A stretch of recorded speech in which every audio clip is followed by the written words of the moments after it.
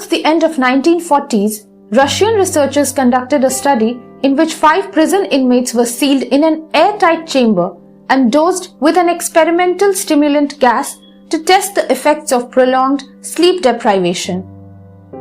Their behavior was observed via two-way mirrors and their conversations monitored electronically. They were promised their freedom if they could go without sleep for 30 days. The first few days of the experiment passed uneventfully. By the 5th day, however, the subjects began showing signs of stress and complaining about their circumstances. They stopped conversing with their fellow inmates, choosing instead to whisper compromising information about one another into the microphones, apparently in an effort to win the trust of the researchers. Paranoia set in. On the 9th day of the experiment, screaming began. First one subject, then another, was observing running around the chamber, screaming at the top of his lungs for hours on end. Just as disconcerting was the reaction of the other subjects, who began ripping apart the books they had given to read, smearing the pages with feces and plastering them over mirrored windows so their actions could no longer be observed. After a while, the screaming stopped. So did the whispering. 3 days passed without the sound from inside the chamber. Fearing the worst, the researchers addressed the subjects via the intercom. "We are opening the chamber to test the microphones," they said. "Step away from the door and lie flat on the floor or you will be shot. Compliance will earn one of you your immediate freedom." A voice from inside the chamber answered, "We no longer want to be freed." Another 2 days passed without contact with the prisoners as the researchers debated what to do. Finally, they decided to terminate the experiment. At midnight on the 15th day, the stimulant gas was flushed from the chamber and replaced with fresh air in preparation for the subject's release. Far from being pleased at the prospect of leaving the chamber, the subjects began screaming as if in fear of their lives. They begged to have the gas turned back on. Instead, the researchers unsealed the door to the chamber and sent armed soldiers inside to retrieve them. Nothing could have prepared them for the carnage they witnessed upon entering. One subject was found dead, lying in several inches of bloody water.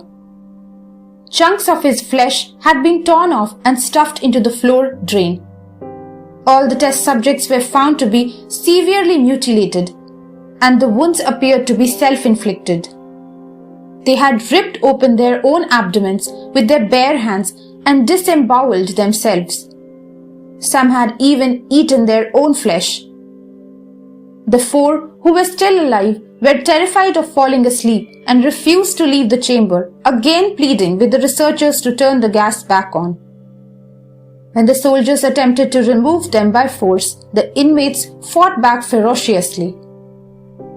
One suffered a ruptured spleen and lost so much blood that literally nothing was left for his heart to pump.